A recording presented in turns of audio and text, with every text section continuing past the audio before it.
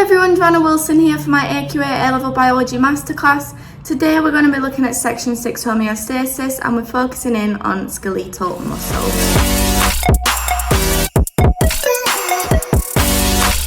Just what you in.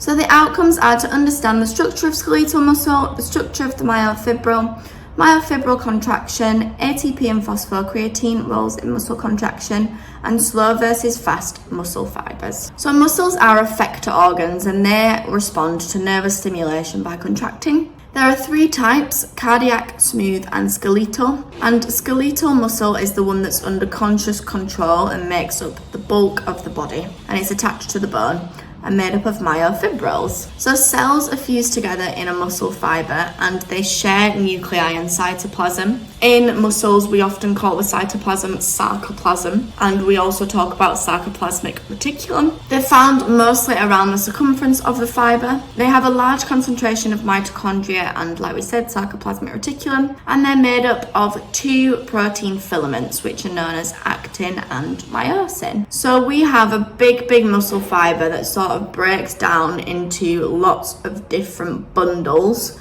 and we end with that myofibril structure. You don't need to know much of the information on this diagram, only that a big muscle fiber is bundles and bundles and bundles of myofibrils that are all attached together. So we have actin filament, which is thinner and consists of two strands twisted around one another, and we have myosin, which is thicker and consists of long rod-shaped fibers with bulbous heads that project to the side. So myofibrils appear striped due to their alternating light and dark coloured bands. So we have light bands, which are known as isotropic bands, and I bands, and this is where the actin and the myosin filaments do not overlap.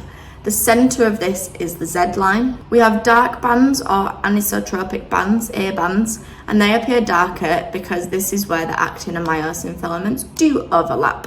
And the centre of the A band is the H zone. And the distance between the Z lines is called the sarcomere, and it's 1 unit of muscle, and when the muscle contracts, it shortens. So hopefully I'm showing you a picture of this, yes, so it makes more sense. So we've got the A band, which, as you can see, we have the actin and myosin overlapping.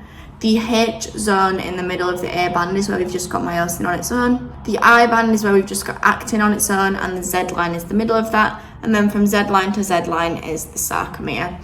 And this is actually an electron micrograph showing this, and you should be able to look at them and be able to distinguish what part is what. So we have some other proteins in the muscles that include tropomyosin, and this forms a fibrous strand around the actin filaments, and troponin, which is a globular protein involved in muscle contraction as well. So the two types of muscle fiber that we've got going on, and the proportions vary from muscle to muscle and from person to person.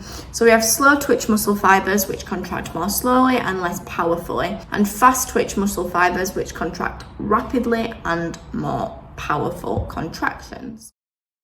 Thanks so much for watching this teaser video for my AQA A-Level Biology Masterclass.